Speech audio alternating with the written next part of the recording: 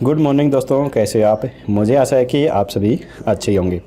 तो चलिए, आज है 8 अक्टूबर और 8 अक्टूबर को बनाया जाता है इंटरनेशनल लिटरेसी डे के रूप में, यानी कि विश्व साक्षरता दिवस के रूप में। यह दिवस पूरी दुनिया के अंदर 8 सितंबर को बनाया जाता है। सन 1966 में पहली बार विश्व साक्षरता दिवस बनाया गया था, यानी कि जिस समय हरियाणा की स्थापना हुई थी उसी समय पहली बार विश्व साक्षरता दिवस बनाना शुरू किया गया था। वर्ष 2009 और 2010 को संयुक्त राष्ट्र साक्षरता दशक भी घोषित किया गया। तभी से लेकर आज तक पूरे विश्व में 8 सितंबर को विश्व साक्षरता दिवस के रूप में ही बनाया जा रहा है। तो चलिए, अब हम देख लेते हैं आज के क्वेश्चंस। लेकिन उससे पहले मैं आपको बता दूं कि अगर आपने हमारी कोई भी अभी तक हरियाणा करंट अफेयर्स की वीडियो मिस की है तो आपको वो दोबारा से देखने की ज़रूरत नहीं है। आप PDF के रूप में सभी जो हरियाणा करंट अफेयर हैं वो दोहरा सकते हैं। 1 महीने की PDF आपको 15 रुपये में, 6 महीने की 40 रुपये में और 1 साल की 60 रुपये में मिलेगी। लिंक डिस्क्रिप्शन में अवेलेबल है, आप वहाँ पर जाकर इन्हें डाउनलोड कर सकते हैं। अगर आपको डाउनलोड करने में कोई प्रॉब्लम आ रही है या फिर आपको डाउनलोड करना नहीं आता है तो आप हमें व्हाट्सएप पर मैसेज कर दीजिए, हम आपको PDF व्हाट्सएप पर ही सेंड कर देंगे। तो चलिए चलते हैं आज की वीडियो पर। यहाँ पर पहला प्रश्न है कि प्रदेश के किस जिले में एयर क्वालिटी इंडेक्स 300 के पार पहुंच चुकी है? तो ये पहुंच चुकी है चरखी दादरी जिले के अंदर।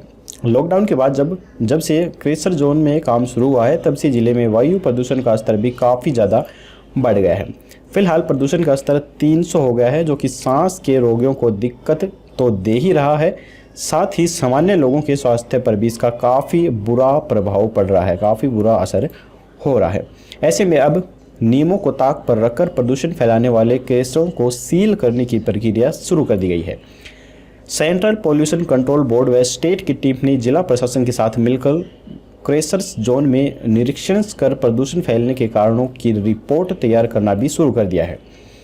क्रेशर जोन व रिहायशी कॉलोनियों या गाँव के बीच में करीब 1000 मीटर की दूरी होनी चाहिए।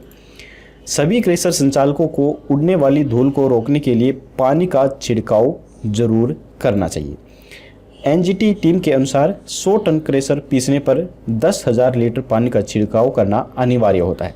ये कुछ यहाँ पर नियम बने हुए हैं, जो जब क्रेशर निकाला जाता है तो इन नियमों का पालन करना होता है। लेकिन जो ये ठेकेदार होते हैं वो इन नियमों का पालन नहीं करते हैं और वो अपने फ़ायदे के लिए ऐसे ही बिना नियमों को ध्यान में रखते हुए काम करने लग जाते हैं, जिससे जो ये वायु प्रदूषण है ये काफ़ी ज़्यादा बढ़ रहा है। लेकिन यहाँ पर पानी का भी छिड़काव नहीं किया गया है, क्योंकि टीम ने जब यहाँ का निरीक्षण किया गया था तो काफ़ी सारी कमियाँ इन्होंने देखी थी और वही मैं आपको बता रहा हूँ। NGT की टीम ने क्रेशर जोन में निरीक्षण किया तो देखा कि करीब 30 फुट ऊंचाई से मशीन के माध्यम से डंपरों में क्रेशर व रोडी डाली जा रही थी, जो हवा के साथ उड़कर प्रदूषण फैला रही थी।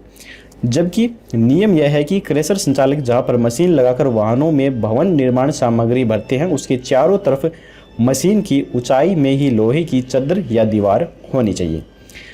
NGT के नियम के अनुसार क्रेशर में एक से दूसरे क्रेशर पर आने जाने व मुख्य मार्ग तक पहुंचने के लिए पक्की सड़क का निर्माण होना चाहिए।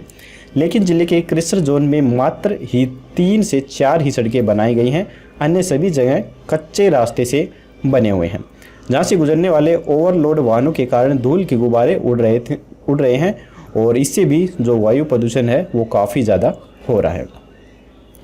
तो ये कुछ पॉइंट्स थे जिनके कारण जो चरखी दादरी है इसके अंदर काफ़ी ज़्यादा पोल्यूशन देखने को मिल रहा है। तो चलिए, अब हम देख लेते हैं दूसरा क्वेश्चन। हरियाणा की किस जिले में फसलों के अवशेष से खाद बनाने के लिए वेस्ट डिकम्पोजर तैयार किया गया है? तो ये तैयार किया गया है करनाल जिले के अंदर।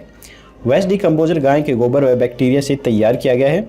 राष्ट्रीय जैविक खेती केंद्र गाजियाबाद के द्वारा तैयार किया कंपोजर एक 200 ml की पैकिंग में उपलब्ध है। प्रगतिशील किसानों का समूह करनाल क्षेत्र में 2500 एकड़ से अधिक में खेती कर रहा है। पिछले सीजन में केमिकल फ्री गेहूं तैयार किए गए और इस बार 90 एकड़ में केमिकल फ्री धान लगाई हुई है। सबसे अहम बात यह है कि इस समूह ने फसलों के अवशेषों को नहीं जलाने का संकल्प और पर्यावरण संरक्षण की दिशा में काम करने का निर्णय लिया है। 1 एकड़ के अवशेष गलाने के लिए 200 लीटर पानी से 2.5 किलो गुड़ डालना होता है। इसको मिक्स कर 5 दिन के अंदर सॉल्यूशन तैयार हो जाता है। इसके बाद सॉल्यूशन को पानी के जरिए खेत में डाल दिया जाता है। 15 से 20 दिन में 70% अवशेष गल जाते हैं। इसके बाद दूसरी फसल ले सकते हैं। 1 माह में 100% अवशेष गल जाते हैं। फसलों के अवशेष न जलाने व ग्रीन मैन्योरिंग्स करने से उत्पादन में भी काफ़ी वृद्धि होती है। इस प्रक्रिया से 10 से 15% की बढ़ोतरी दर्ज की गई है। इसके बाद है हरियाणा की बेटी मनु भाकर ने 10 मीटर एयर पिस्टल वुमेन की एशियन रैंकिंग में कौन सा स्थान प्राप्त किया है? तो ये प्राप्त किया है पहला स्थान। तो यहाँ पर आप फोटो में देख सकते हैं, यही है Manu Bhaker. Golden girl Manu Bhaker 10 metre air pistol women की एशियन रैंकिंग में पहले स्थान पर पहुंच गई हैं। चाइना की वांग कैन दूसरे स्थान पर है, वह रिपब्लिक ऑफ कोरिया की किम मिन जियोंग तीसरे स्थान पर है और भारत की यास्नी देशवाल चौथे स्थान पर यहाँ पर आई हैं। इसके बाद है शिक्षा विभाग ने विद्यार्थियों के द्वारा कॉलेज की फीस को कितने किस्तों में जमा कराने का फैसला लिया है? तो ये फैसला लिया गया है 3 किस्तों में जमा कराने का फैसला। उच्चतर शिक्षा विभाग ने कॉलेज के नए सत्र यूजी में ऑनलाइन एडमिशन के लिए विद्यार्थियों के हित में फैसला लेते हुए 3 किस्तों में ऑनलाइन फीस जमाने के आदेश दिए हैं। विद्यार्थी कॉलेजों की फीस 30/30/40 के अनुपात रेशो में जमा करा सकते हैं। इसके लिए विभाग 3 किस्तों में ऑनलाइन फीस जमा करने के ऑप्शन जारी कर रही है। इससे पहले कॉलेजों में 2 किस्तों में 60/40 से फीस जमा कराने के आदेश दिए गए थे। विभाग की ओर से इस फैसले से ग्रामीण व आर्थिक रूप से कमजोर सैकड़ों विद्यार्थियों को कॉलेज में पढ़ने का मौका भी मिल सकेगा। इसके बाद है जिले के 14 कॉलेजों की 9,625 सीटों पर 25,299 विद्यार्थियों ने ऑनलाइन आवेदन किए हैं। 8 अक्टूबर तक पहली मेरिट लिस्ट वाले विद्यार्थी ऑनलाइन फीस जमा करा सकेंगे। कॉलेज की दूसरी मेरिट लिस्ट 10 अक्टूबर को जारी की जाएगी। दूसरी मेरिट लिस्ट के विद्यार्थी 10 अक्टूबर से 12 अक्टूबर तक ऑनलाइन फीस जमा करा सकेंगे। कॉलेज की खाली पड़ी सीटों पर एडमिशन के लिए विद्यार्थियों को उच्चतर शिक्षा विभाग के द्वारा 13 अक्टूबर से पोर्टल ओपन कर पहली ओपन काउंसलिंग के लिए भी आवेदन करने का समय दिया जाएगा। इसके बाद है हरियाणा के किस क्षेत्र में पहली बार उपचुनाव के लिए डिजिटली नामांकन किया जाएगा? तो ये किया जाएगा बड़ौदा में। हरियाणा में बड़ौदा उपचुनाव के लिए नामांकन डिजिटली तरीके से किए जाएंगे। कोरोना महामारी के कारण पहली बार यह प्रावधान किया गया है। फीस भी ऑनलाइन ही जमा की जाएगी। प्रत्याशी को बाद में प्रिंट निकालकर रिटर्निंग अधिकारी के पास जमा कराना होगा। मतदाताओं को विश्वास दिलाना है कि उनको मतदान के दौरान कोरोना नहीं होगा। कोविड-19 से वोटिंग्स पर असर न हो, इसके लिए तैयारी की गई है। अभी तक एक मतदान केंद्र पर 1500 मतदाता होते थे, लेकिन इस बार 1000 से अधिक मतदाता नहीं होंगे।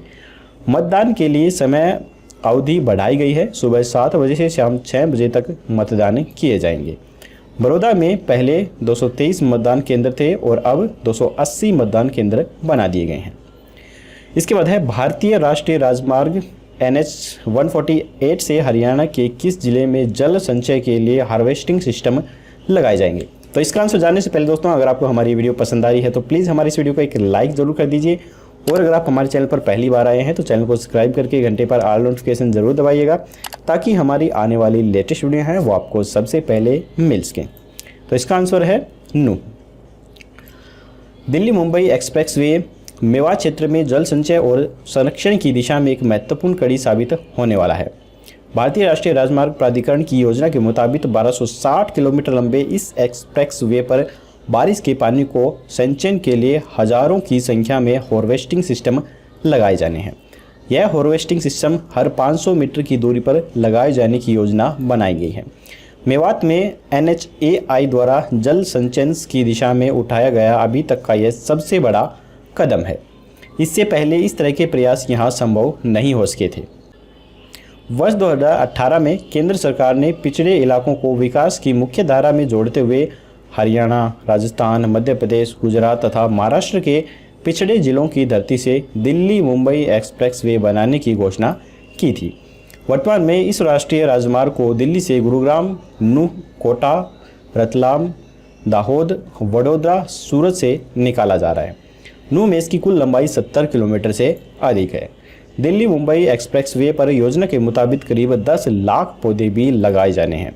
इस राष्ट्रीय राजमार्ग पर करीब 90,000 करोड़ रुपए से अधिक की राशि खर्च की जा रही है। इसके बाद है हरियाणा के सिरसा जिले के किस गांव के किसान छिद्रपाल 8 वर्षों से मिट्टी की उर्वरा शक्ति बढ़ाने के लिए पराली को जलाने के बजाय मिट्टी में दबाने का काम कर रहे हैं। तो ये कर रहे हैं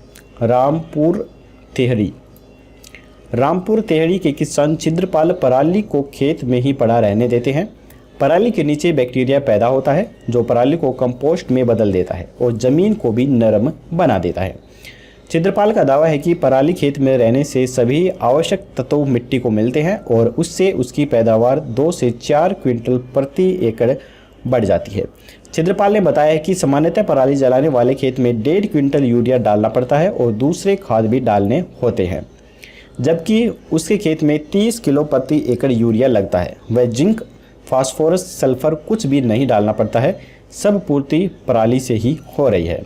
उनका यह भी दावा है कि पेस्टिसाइड भी अन्य फसलों की अपेक्षा उसे आधे से कम ही डालना पड़ता है।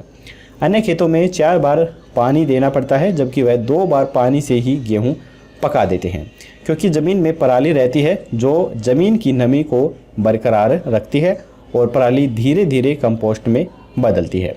उन्होंने कहा है कि गेहूं में भी खाद कम देना पड़ता है, इससे भी काफ़ी ज़्यादा बचत होती है। इसके बाद उन्होंने कहा है कि उसके पास 30 एकड़ ज़मीन है और किसी भी खेत में फसली अवशेष वो नहीं जलाते हैं। इसके बाद है एनसीआर में प्राकृतिक संरक्षण क्षेत्रों की निगरानी किस प्रकार से की जाएगी। तो ये की जाएगी सैटेलाइट के जरिए। प्रदेश के वन क्षेत्र, कृषि क्षेत्र व हरित क्षेत्रों की निगरानी अब सैटेलाइट के द्वारा की जाएगी। इसके बाद है हाल ही में हरियाणा के सरकारी स्कूलों के कितने विद्यार्थियों ने जेईई एडवांस की परीक्षा पास की है। तो ये की है 23 विद्यार्थियों ने। प्रदेश के सरकारी स्कूलों के 23 विद्यार्थियों ने जेईई एडवांस की परीक्षा पास की है। इनमें एससी कैटेगरी के 8, ओबीसी के 9 और सामान्य श्रेणी के 6 स्टूडेंट शामिल हैं। सिरसा में प्रवीण ने एससी कैटेगरी में ऑल इंडिया में 434 रैंक हासिल की है, जबकि ओबीसी कैटेगरी में फतेहाबाद की काजल ने ऑल इंडिया में 293 रैंक हासिल की है। इन विद्यार्थियों का सुपर 100 के तहत चयन हुआ था। अब की बार ये सुपर 700 कर दिया गया है ताकि अधिक संख्या में विद्यार्थी इस परीक्षा में प्रवेश ले सकें। वर्ष 2018 में सरकारी विद्यालयों के विद्यार्थियों के लिए जेईई व एनईईटी की प्रवेश परीक्षा के लिए सुपर 100 कार्यक्रम किया गया था। इसमें 80% से ज़्यादा अंक लेकर 10वीं पास करने वाले स्टूडेंट्स का टेस्ट लिया गया। रेवाड़ी व पंचकुला के अंदर इन्हें कोचिंग भी दी गई। इसमें ठहरने, खाने पीने, hostel, stationery, transport, mock test आदि का खर्च सरकार के द्वारा ही वहन किया गया। इसके बाद है हमारे इस वीडियो का लास्ट क्वेश्चन। प्रदेश में किस जिले का कोरोना रिकवरी रेट सबसे टॉप पर पहुंच गया है। तो ये पहुंच गया है पानीपत जिले का। जिले में अब तक कुल केसों का आंकड़ा 7,574 तक पहुंच गया है। वहीं जिले में 91.89% लोगों ने कोरोना को हरा दिया है।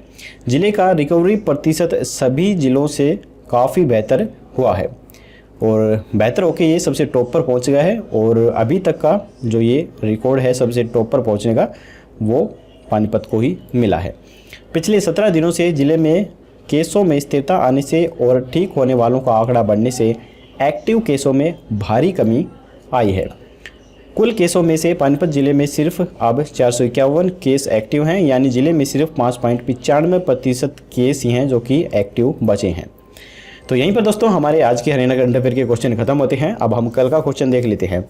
कल हमने आपसे पूछा था कि हरियाणा के किस व्यापारी ने पुराने सिक्कों का करेंसी म्यूजियम खोलकर लिम्का बुक ऑफ रिकॉर्ड में अपना नाम दर्ज करवाया है।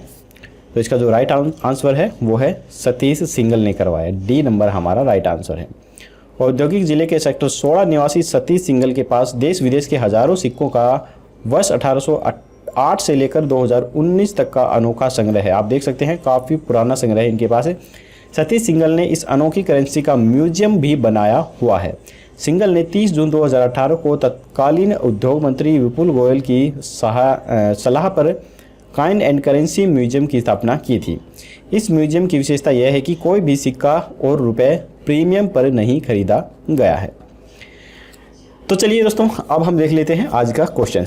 आज का क्वेश्चन है कि हरियाणा के किस गांव में पहली आधुनिक ई लाइब्रेरी स्थापित की जाएगी। तो यहाँ पर 4 ऑप्शन है, मसूदपुर, काछवा, बलियाली या फिर तलवंडी। आपको राइट ऑप्शन हमें कमेंट बॉक्स में बताना है। कल की वीडियो में आपको इसका जवाब मिल जाएगा। तो यहीं पर दोस्तों हमारी ये आज की वीडियो हरियाणा जीके की ख़त्म होती है। तो अगर आपको पसंद आई हो तो लाइक ज़रूर कीजिएगा और अपने दोस्तों के साथ शेयर करना बिल्कुल मत भूलिए। तो कल मिलेंगे ऐसी एक और नई वीडियो के साथ, तब तक के लिए जय हिंद जय भारत।